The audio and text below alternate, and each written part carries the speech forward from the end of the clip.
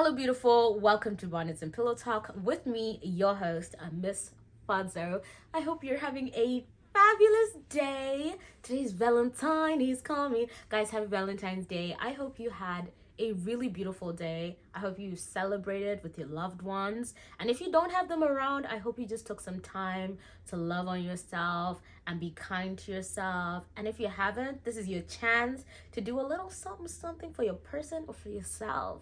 I really hope you had a fabulous day. My day was awesome. It's my first Valentine's Day as a wife. And listen, it's kind of nice. I'm not gonna lie. It just sucks that it's long distance. But anyways, today's question of the day is, what is consent? And the reason why I'm having this conversation around Valentine's Day is actually when I was in university, every single Valentine's Day, I would give a talk on consent.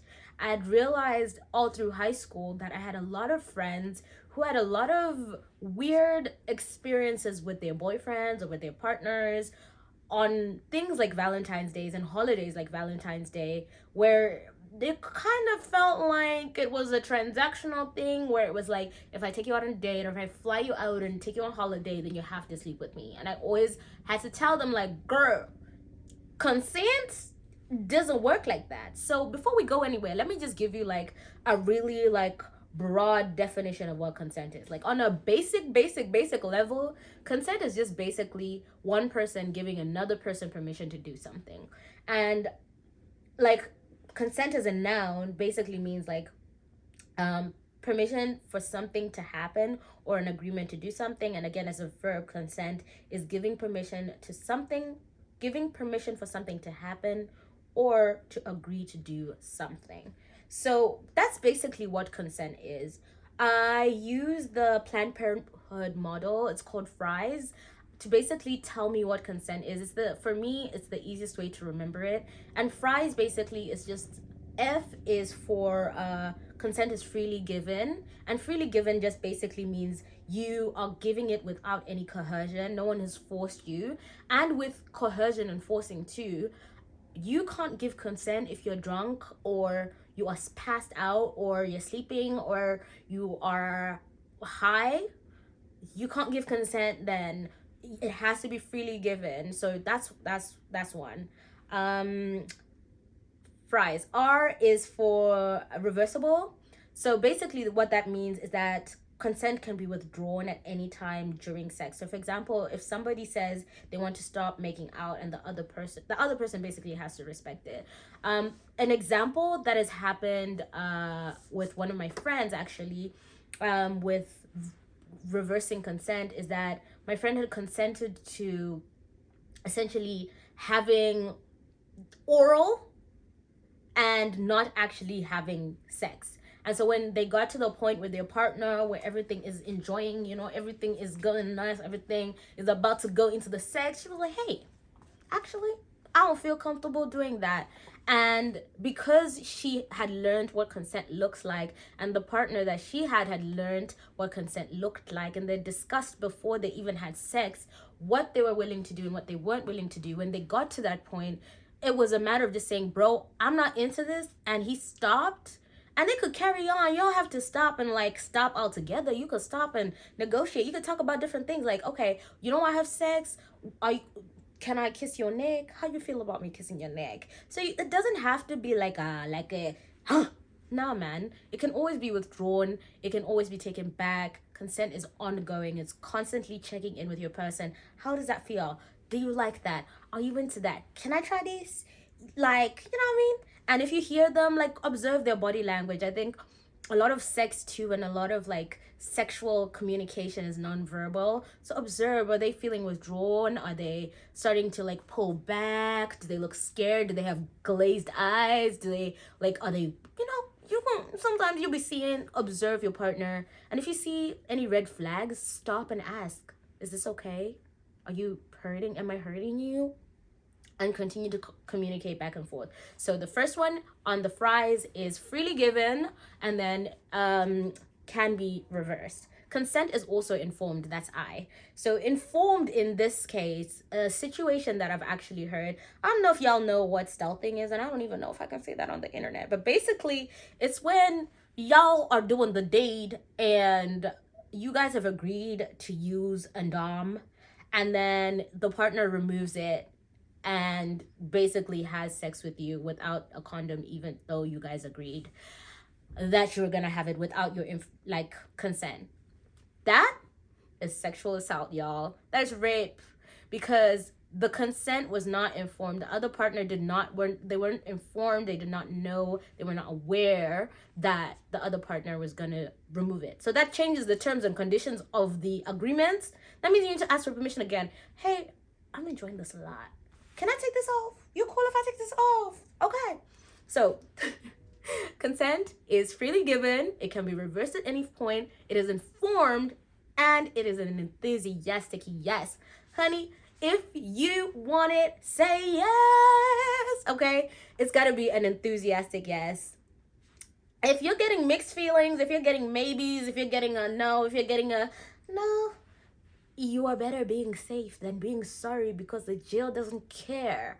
So I would say, like, a consent yes is an enthusiastic yes. It's a yes that is very clear, that is very sure. And if they're not sure, you'd rather not like risk it at all. It's not worth the risk. Make sure that as you're partaking in whatever capacity, you are constantly getting an enthusiastic yes from your partner. And lastly, so we've got on our fries model, we've got freely given, we've got it's reversible, we've got it's informed, we've got it's enthusiastic, and then last but not least, consent is specific. So like I mentioned before, you can consent to some things and not consent to other things. So I'll give you an example. You can consent to kissing, but not necessarily does that mean that I'm consenting to sex. I may consent to oral, but that doesn't mean I'm consenting to penetration of any kind. So just be specific, like, hey, can I touch your bum? How does that feel?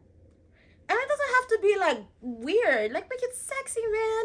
You know how to like add it in there, like foreplay. There's nothing sexier about consent, baby. So that's the model that I use. I use the fries model. So basically, again, to repeat, consent is freely given. It is reversible. It is informed. It is enthusiastic, and it is specific. Now, what is not consent? Because that's important too. Consent cannot be given on behalf of somebody else. So that means I can't give consent on behalf of my friend. I can't give consent on behalf of my sibling. I can't give consent on behalf of my daughter. I can't give consent on behalf of anybody else. Consent is not, there's no consent when someone can't give consent. So somebody's sleeping, or if they're drunk, or they're sick, or yeah, if they can't give you a yes, don't do it.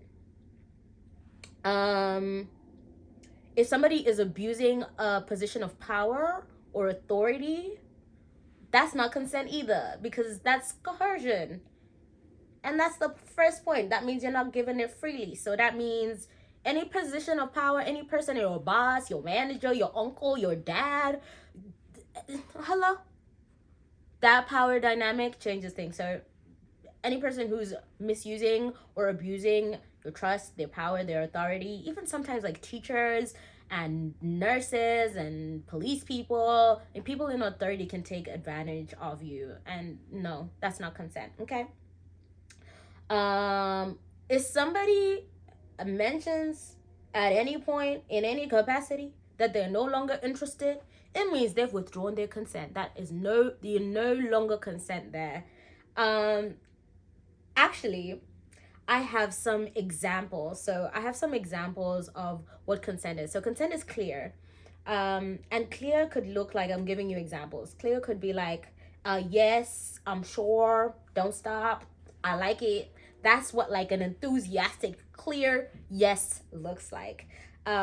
Non-verbal consent in this way could be like nodding your head yes, so like a strong yes, you know what I mean? Reciprocating and progressing behavior. So if you're both into it, you both into it, okay? You both just like vibing. You kiss them, they kiss you. You touch them, they touch you. If it's just vibing back and forth, sometimes you don't even have to like communicate, but you communicate with your eyes, communicate with the body, but make sure you're like really paying attention. And again, if you're not sure and you're not clear, stop and ask. You're better being safe than sorry. Consent is mutual. That means both parties or all parties have to be in agreement to all the terms and conditions of whatever sexual activity they're going to do.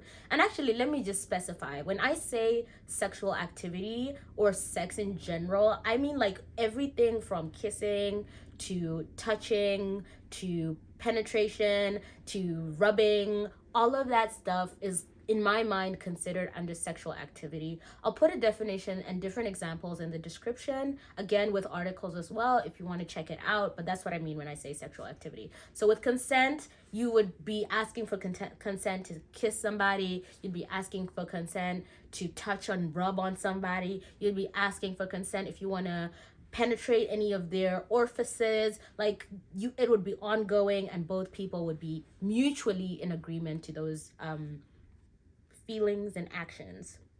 Consent is ongoing, as I've mentioned before already. It's continually asking while you're in the process, hey boo, you like this? Are you into it? That kind of thing. Consent is can be revoked, it can be taken away, you can change your mind. And I mean, consent, like I said before, non-verbal consent could be like shaking your head no, moving away, pulling away, pushing away. Like sometimes what I've heard is like you have like a deer in the headlights look. I've heard a lot of guys describe that, like, yo, I just looked at her and she just looked like she wasn't even there anymore. A lot of people who've had sexual trauma, sometimes if they're having sex with a partner or partaking in any sexual activities with a partner, you know, they might be triggered and go somewhere. And in that moment, as a partner, because you're constantly checking in with them, you're constantly, you know, observing what they're enjoying, whether they're in pain or not, I think you're able to pick up on those things. And again, if you're not sure, stop and ask. Verbally, a non-consent looks like someone saying no, someone saying stop, someone saying that hurts, I don't want to do it, I don't like that. Other like verbal no consents, in my opinion, are things like I'm not sure, or maybe, or I okay. No, no, no, no. No, no, no. I want you to say yes and be clear about your yes. Even if it's like a yes, you know, give me some enthusiasm. So, hey, I just want you to know that you're not alone. Consent can happen before. Like I'm saying, if you're somebody who has experienced any kind of sexual trauma, I think it's important for you to just sit down with your partner and have a conversation before you partake in any sexual activities, just for your own safety and so that you guys can continue to have a safe environment in your activities. You can also be actively having consent during your activities, but also I think there's something about after as well. You can check in on your partner to see how they felt. And just remember that sex is about mutual pleasure, right? So you want to make sure that you and your partner both feel great about what happened. I think I said a lot, y'all. I've said a lot, but if you want any more information, I'm putting it in the description. Remember the Fries model: consent is freely given, it is reversible, it is informed, it is an enthusiastic yes. And last but not least, consent is specific. I hope you have a fabulous Valentine's Day. I hope you enjoy all the things you're gonna do. I am so, so, so happy. I had a really great day today, and I hope you do too. If you need any questions, if you have any questions, if you need any assistance, I'm gonna leave a hotline. If you've gone through something that doesn't feel like you really said yes, or you feel a little bit uncomfortable, talk to somebody. If you can't talk to a family member or a friend, try and talk to your local services. We've got hotlines. Again, I'll put all the information down below. Speak to somebody, report it if you can, just get clarity if you need it. But I want everybody to be safe. I want you to feel loved and seen in all aspects of your relationship. And I just hope you have that. I hope you have a fabulous day. I love you. I appreciate you. Happy Valentine's Day.